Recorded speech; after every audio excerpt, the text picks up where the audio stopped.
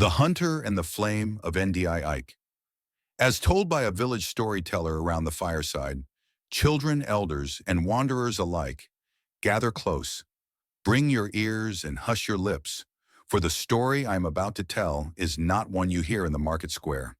This is not the tale of the tortoise and the king, nor of the clever maiden who tricked the moon. No, this one carries the weight of truth, soaked in blood and spirit, whispered by the wind that moves through the great Ala Oji forest.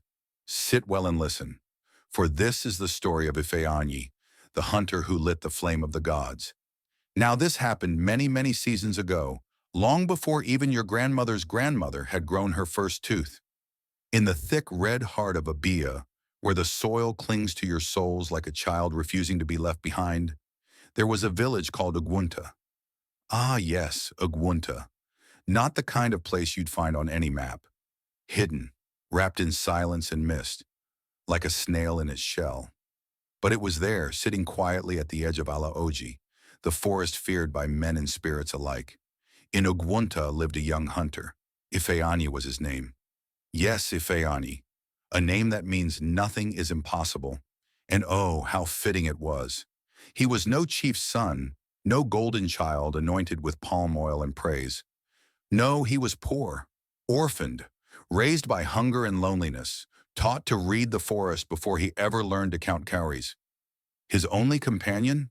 A dog called Nkwo, fierce and loyal, with eyes that saw beyond the veil. Ifeanyi's father, Aya, may the ancestors keep his spirit, was a hunter too, a great one. But they say he went into Ala Oji one Harmattan morning and never returned. Some whispered he saw Ndi Ike. Yes, those ancient spirits, the giants of strength, cloaked in light and thunder. Some say the gods called him home. Whatever the truth, his disappearance left a wound in Ugwunta that time could not stitch. Now listen carefully. One morning, as cocks crowed lazily and smoke curled from cooking huts, the earth trembled. Not a quake like the kind that splits tree roots or topples barns. Number this was a murmur, a whisper beneath the soles of your feet, like a giant drawing breath far below. The elders felt it. The birds fled. The trees in Ala Oji bowed. The people gathered, frightened. The Dibia, an old man named Ezemuo, emerged from his shrine. His eyes were cloudy with the dust of too many visions. He threw his bones on the sacred mat and watched as they danced and stopped. He listened, and then he spoke. The flame of Ndi Ike has been stolen. Ah, chai, chineke me, the women wailed. The old men began to mutter.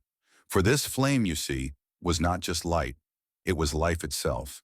It burned beneath Uhamiri's pool, a sacred spring deep within the forest, guarded by crocodiles who spoke in riddles and spirits that didn't blink.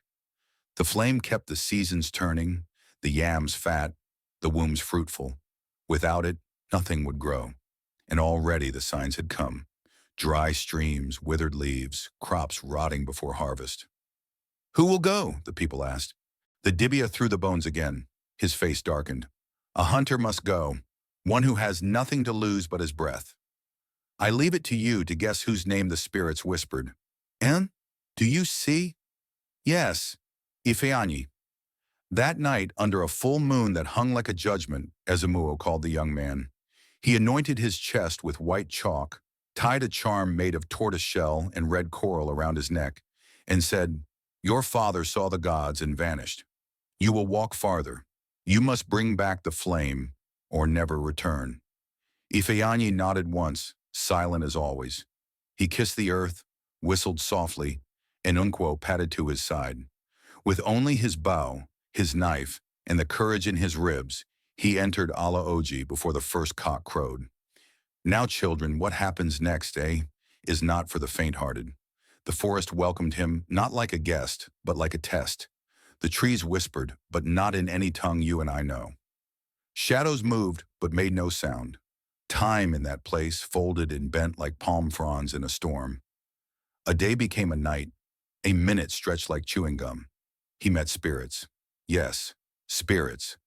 Some looked like children, laughing and running in circles. But their eyes were too old. Others had no faces at all, only masks that changed with every blink. They asked him riddles. They offered him food that smelt like home, but tasted like ash. Ifeanyi refused. He pressed on. He crossed a river that flowed upward, and when he looked into it, he did not see his reflection. He saw his father mouth open reaching, but still he walked on. Then, in a clearing where the trees had no bark and the ground throbbed like a heartbeat, he met Nkwo, spirit of yam and harvest. Part man, part root, his beard was soil, and his breath smelled of harvest long past. "Why do you walk the path of the condemned, child of bone?" Nkwo asked. "I seek the flame," Ifeanyi said, his voice like flint.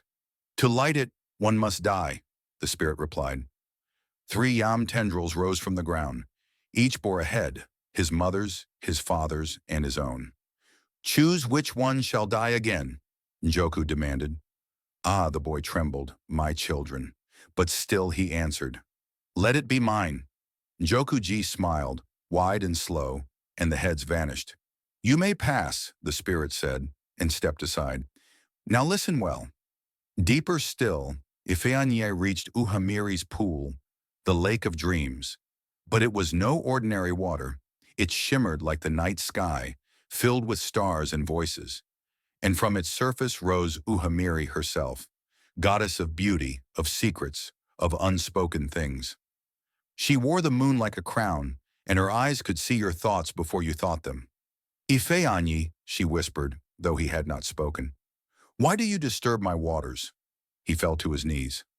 "To return the flame," he said. "Then you must descend," she said, pointing to the water. "Beneath lies Obi Nduko, the city of ashes. Face what sleeps there." He tied Nkwo to a tree and stepped into the lake. Down he went, not swimming, not sinking, but simply descending. He passed dreams, faces, ghosts of unborn children, songs no one had sung yet. At last he stood in Obi Nduko, a ruined city lit by fireflies that never blinked. And there, upon a throne of scorched bones, sat Odogwu Anwu, the god of war fallen from grace. "You seek the flame?" the god asked, his voice like thunder underfoot. "I do." "Then earn it." But they did not fight with swords or spears. No, they battled with truth. Odogwu flung at him every sorrow, every doubt, the pain of being fatherless, the hunger that gnawed him, the nights he prayed and heard only silence. But Ifeanyi stood. He raised memories like shields, his mother's laughter, Nkwo's loyalty, the laughter of children back home. And in the end, Odogwu laughed, a deep, shaking laugh. "You carry strength not in arms, but in heart. Take the flame." And from his chest the god drew it, a flickering light, no bigger than a mango seed, but brighter than 1,000 fires. "Take it," he said, "but remember, to light the world a soul must burn." As Ifeanyi turned, the god asked, "Whose soul will it be, yours or another's?" And so he returned to the surface, where Uhamiri waited. She looked into his eyes and asked, "Will you live?" He looked at the flame, then back toward Ugwunta.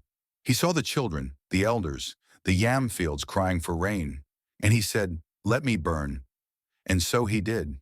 Ifeanyi became light. The flames soared into the sky. The lake roared. Thunder wept. Rain came. Ugwunta bloomed. Nkwo returned alone, the tortoise charm around his neck. The villagers knew. They built a shrine. They named it Ulo Ifeanyi, House of the Impossible. And every year under the full moon, they tell his story. I have told you now. And the lesson? Sacrifice is the fire that bursts light. Courage does not always wear a crown. And sometimes the greatest warriors are the ones no one sees until they are gone. Now go. Tell it again.